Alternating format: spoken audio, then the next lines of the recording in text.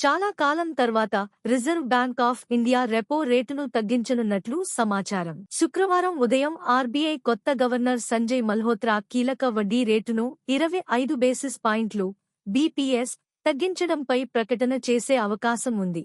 సంజయ్ మల్హోత్రా అధ్యక్షతన జరిగిన మొదటి మానిటరీ పాలసీ కమిటీ ఎంపీసీ సమావేశంలో ఈ నిర్ణయం తీసుకున్నట్లు సమాచారం.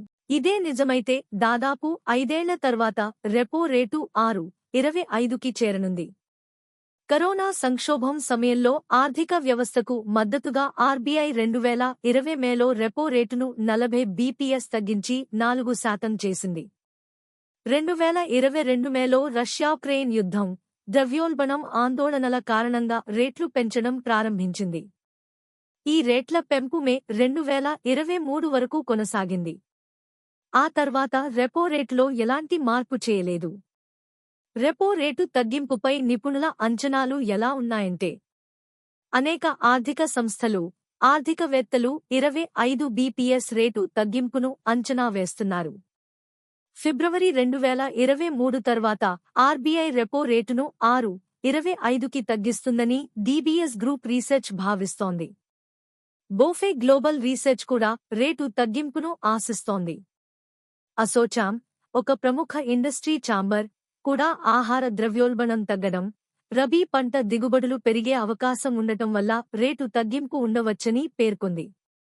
SBI research, Bajaj broking research కూడా 25 బీపీఎస్ తగ్గింపును అంచనా వేశాయి. రుణగ్రహీతలు, ఆర్థిక వ్యవస్థపై ప్రభావం ఎలా ఉండబోతుంది? రెపో రేటు తగ్గింపుతో రుణాల వడ్డీ రేట్లు తగ్గుతాయి. రుణగ్రహీతలకు భారీ ఉపశమనం లభిస్తుంది. ఫ్లోటింగ్ వడ్డీ రేట్లతో లోన్లు తీసుకున్న వారికి ఈఎంఐ భారం తగ్గుతుంది. కొత్తగా లోన్ తీసుకునే వారికి తక్కువ వడ్డీకే లోన్లు లభిస్తాయి. ప్రస్తుతం హోమ్ లోన్ వడ్డీ రేట్లు సంవత్సరానికి 8.5% నుంచి 9% మధ్య ఉన్నాయి. 25 నుంచి 50 బీపీఎస్ తగ్గింపుతో ఆర్థిక వ్యవస్థలో లిక్విడిటీ, నగదు ప్రవాహం పెరుగుతుందని నిపుణులు భావిస్తున్నారు. Epsilon Money CEO Abhishek Dev మాట్లాడుతూ, కేంద్ర బడ్జెట్, మానిటరీ పాలసీ కమిటీ నిర్ణయాలు పెట్టుబడిదారుల విశ్వాసాన్ని రూపొందించడంలో కీలక పాత్ర పోషిస్తాయి అని పేర్కొన్నారు.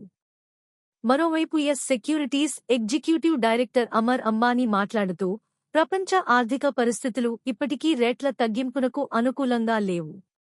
అయితే ఆర్బీఐ తన విధాన వైఖరిని తటస్థంగా ఉండటం నుంచి అనుకూలంగా మార్చవచ్చు. ఇది స్టాక్ మార్కెట్పై సానుకూల ప్రభావం చూపుతుంది అని చెప్పారు.